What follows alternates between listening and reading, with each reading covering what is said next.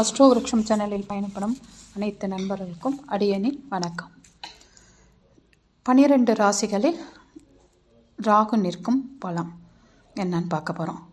லக்னம் முதல் 12 ராசிகளில் ராகு எங்கே இருந்தால் என்ன பலனை கொடுப்பாரு அப்படிங்கிறத நம்ம பார்க்க போகிறோம். லக்னத்தில் ராகு அப்படின்னு சொல்லும்போது ஃபஸ்ட்டு மேஷ லக்னம்னு எடுத்துக்கலாம். லக்னத்தில் ராகு அவ்வளோ எந்த லக்னமாக இருந்தாலும் இருக்கிறதுங்கிறது சிறப்பு இல்லை. ஏன்னா ஒரு நிலையில்லாத ஒரு தன்மையை கொடுத்துரும். லக்னத்து கூட ராகுங்கும்போது கிரகணத்தன்மைன்னு சொல்லுவோம். லக்னம் கிரகணத்தால் பிடிக்கப்பட்டிருக்கு அப்படிங்கிறது சொல்லுவோம். ஸோ அவங்க எந்த முடிவு எடுத்தாலும் அது சரியாக இருக்காது. அந்த முடிவுகள் ஒரு குழப்பங்கள் ஏற்படும் அப்படிங்கிறத நம்ம சொல்லலாம். சுபகிரகங்கள் பார்வை இருக்குன்னா அது நல்லபடியாக சுபத்தன்மையை கொடுத்துரும் அப்படிங்கிறது சொல்லலாம். ஏன்னா ராகு கேதுகள் எந்த வீட்டில் இருக்காங்களோ ஃபஸ்ட்டு அந்த வீட்டோட அதிபதியை போல தான் செயல்படுவார்கள். அப்போ மேஷ லக்னன்னா செவ்வாயை போல செயல்படுவார், ரிஷப லக்னன்னா சுக்கிரனை போல செயல்படுவார். இப்படி எந்த வீட்டில் இருக்காங்களோ அந்த வீட்டு அதிபதியை போல செயல்படுவார். அதனால் அந்தந்த கிரகத்துக்கு தகுந்த மாதிரி லக்னத்தில் ராகு இருந்தால் என்ன பலன், அவர் இருக்கிற சாரம் என்ன அப்படிங்கிறத பார்த்துட்டு இதுக்கு நம்ம பலன் சொல்லணும். ஆனால் லக்னத்தில் ராகு இருக்கிறது அவ்வளோ ஒரு சிறப்பில்லாத நிலையை தான் காமிக்குது.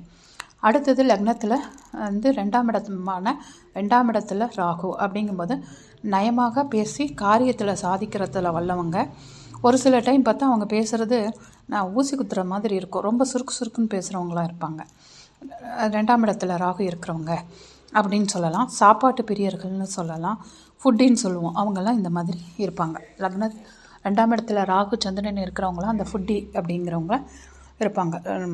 நல்லா சாப்பிடணும் அப்படிங்கிற ஒரு இதில் நிலைப்பாட்டில் இருப்பாங்க. புதுசாக சாப்பிடணும் அந்த மாதிரி எதிர்பார்ப்பாங்க.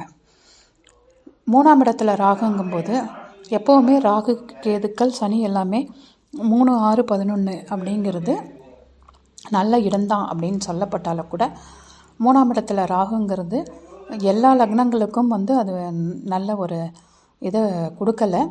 ஏன்னா ராகு நிற்கிற இடம் 3ஆம் இடமாக இருந்து ரிஷபம் மிதுனம் கன்னி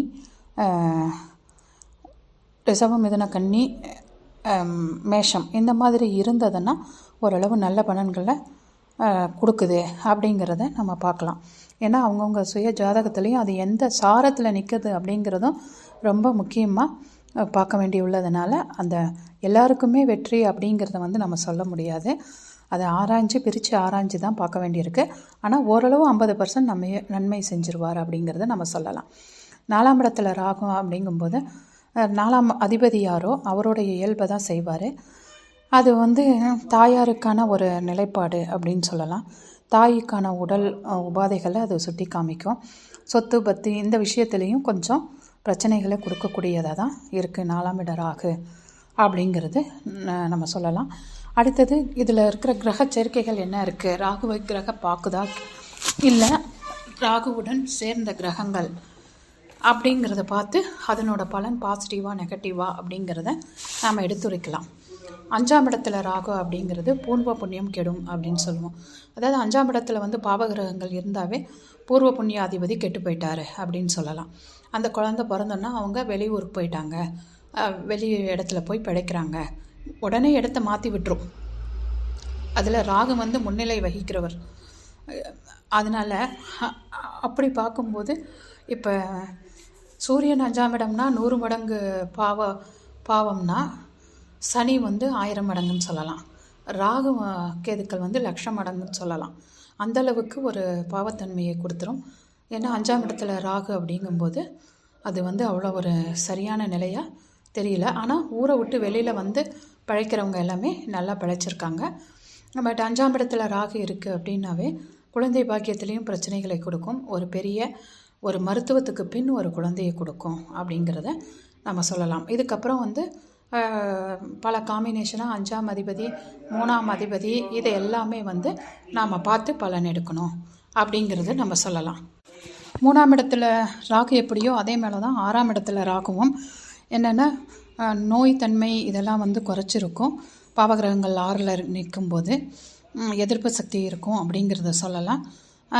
இதுக்கும் வந்து 6ஆம் இட ராகு யோகத்தை செய்யுமா அப்படின்னா, அவர் நின்ற கால், அவர் நின்ற வீடு, தென் அவர் ஆமை, நண்டு, சுறா, மிதுன, கன்னி அப்படின்னு சொல்லுவோம். அதே போல் பார்த்திங்கன்னா மேஷம், ரிஷபம், மிதுனம், கன்னி, கடகம், மகரம் இந்த இடத்துல ராகுக்கள் நின்று அவருடைய சாரம் வந்து யோகாதிபதி சாரமாக இருந்ததுன்னா நல்ல யோகத்தை செய்யும் அப்படிங்கிறது சொல்லலாம்.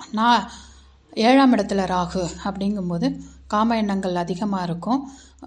ராகு கூட என்னென்ன கிரகங்கள் சேருது அப்படிங்கிறத பார்க்கணும். ராகு கூட குரு சேர்ந்தால் நல்லாயிருக்கும், நல்லது, நேர்மையாக இருப்பாங்க அவங்க. ராகு கூட செவ்வாய், அதுவும் வந்து கொஞ்சம் ஸ்ட்ரெயிட் ஃபார்வேர்ட், ஆனால் கொஞ்சம் ரவுடிசம் இந்த மாதிரி பேச்சுக்கள் இதெல்லாம் வந்து கொஞ்சம் வேகமாக இருக்கும் அப்படிங்கிறத சொல்லலாம். கடுமையான சேர்க்கை அது. அதே போல் ராகு சனியும் வந்து ஒரு கடுமையான சேர்க்கையை தான் சொல்லப்படுது. ராகு சனியும் கடுமையான சேர்க்கை தான் வந்து சொல்லப்படுது. இதில் இன்னும் நிறைய விஷயங்கள் இருக்குது. 7ஆம் இட ராகுங்கும்போது பொதுத்தளத்தில் இவ்வளோ தான் நம்ம வந்து சொல்ல முடியும். 8ஆம் இட ராகு அப்படிங்கும்போது 8ஆம் இடத்துல ராகு அப்படின்னாவே ஆயில் அந்த விஷயத்தில் வந்து நம்ம பார்த்துக்கணும். அதுவும் 8ஆம் இடத்துல விருச்சக ராகுவாக இருந்ததுன்னா பலவித கஷ்டங்களை தாண்டி தான் அவங்க வந்து வெளியே வந்திருப்பாங்க அப்படிங்கிறத நிதர்சனமான உண்மையாக சொல்லலாம். அப்புறம் ராகு இருக்கிற இடத்த பொறுத்து அவருடைய சுக்கிரனோட அணிக்கு வந்து ராகு இருந்தால் யோகத்தையும், குருவோட அணியில் ராகு இருந்தால் அவங்க வந்து அவயோகத்தையும் தான் நிறைய பேர் சந்திக்கிறாங்க அப்படிங்கிறத நம்ம காலப்போக்கில் அது எடுக்கும்போது, உங்களுக்கு ப்ரெடிக்ஷன் எடுக்கும்போது அது தெரிய வரும்.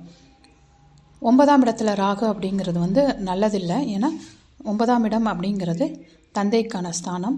அங்கே ராகுங்கிறது நல்லதில்லை. தந்தை வந்து தந்தையோட விஷயத்தில் பிரச்சனைகள் நிறையா இருக்கும். சப்போஸ் ராகு திசை நடந்தது, 9இல் ராகு இருந்து ராகு திசை நடந்ததுன்னா தந்தைக்கு ஒரு சோரத்தையும் கொடுத்துறது. குரு பார்வை இருந்ததுன்னா, லக்ன சுபர் பார்வை இருக்கும் பட்சத்தில் நல்ல பலன்களை அவர் கொடுக்குறாரு அப்படிங்கிறத நம்ம எடுத்து சொல்லலாம். 10ஆம் இடத்துல ராகு அப்படிங்கும்போது 10இல் வந்து ஒரு பாவர் இருந்தால் நல்லது அப்படின்னு சொல்லுவாங்க. 10இல் ஒரு பாவி இருந்தால் நல்லது அப்படின்னு சொல்லுவாங்க. அப்படி இருக்கிற பட்சத்தில் அவங்களுக்கு வேலை வாய்ப்புகளில் ஒரு முன்னேற்றத்தை கொடுத்துருது. 10ஆம் இடத்துல இருக்கிற ராகு அப்படிங்கும்போது பதவி உண்டு அப்படின்னு சொல்லலாம். அப்போ அவங்க வேலையில் விஷயத்தில் மேலே மேலே போய்கிட்டே இருக்காங்க. அதுக்கு ஒரு எல்லை இல்லாமல் போய்கிட்டே இருக்காங்க. அது நல்ல பலனை கொடுத்துட்ருக்கு. இதில் என்ன ஒரு பிரச்சனைன்னா, 1, 4, 7, 10 இந்த கேந்திர ராகுக்கள் வந்து பொருளாதார முன்னேற்றத்தை கொடுத்துட்றாங்க. ஆனால் திருமண வாழ்க்கை அப்படிங்கிற விஷயத்தில் லேட்டான திருமணம் இந்த மாதிரி விஷயங்கள் வந்து அவங்களுக்கு படுது. இல்லைன்னா திருமண வாழ்க்கையில் ஒரு பிரச்சனையை கொடுக்குது. அதனால் அதை இந்த மாதிரி இருக்கிறவங்க திருமணத்துக்கு பார்க்கும்போது மிகவும் பார்த்து நம்ம பொருத்தம் சேர்த்தி கொடுக்கணும். அடுத்தது 11ஆம் இடம் ராகு அப்படிங்கும்போது யோகம்தான் அப்படின்னா கூட என்ன பண்ணுதுன்னா, சித்தப்பா வகையில் மற்றும் மூத்த சகோதர வழியில் ஒரு பிரச்சனையை கொடுத்துருது. அதை வந்து நுணுக்கமாக பார்க்கணும். அடுத்தது 12ஆம் ராகு விரயராகு அப்படிங்கும்போது, விரயராகு வரும்போது தசாபுத்திகளை நம்ம பார்க்கணும்.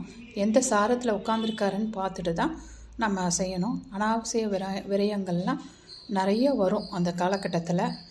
அதனால் அதை பார்த்து நம்ம பலன் எடுக்கணும். ஏன்னா 12ஆம் இடத்துல இருக்கிற ராகு 6ஆம் இடத்தை பார்க்கும். அதனால் நம்ம பார்த்து அதுக்கு தகுந்த மாதிரி ஒரு பலனை சொல்லணும் அப்படின்னு சொல்லலாம். இதில் இருக்கிறதுலையே பிரச்சனைக்குரிய பலன் எடுக்கிறதுன்னு பார்த்தா ராகு கேதுக்கள் தான். அதில் ராகம் வந்து ஒரு முக்கிய பங்கு வகிக்குது. அதனால் ராகு கேதுக்களுக்கு ரொம்ப அனுபவம் தேவை. ஒரு ஜாதகத்தை பார்க்க தான் அது எந்த மாதிரி ரியாக்ட் பண்ணுங்கிறதையே நம்ம கண்டுபிடிக்க முடியும். வாழ்க வளமுடன். கிருத்திகா.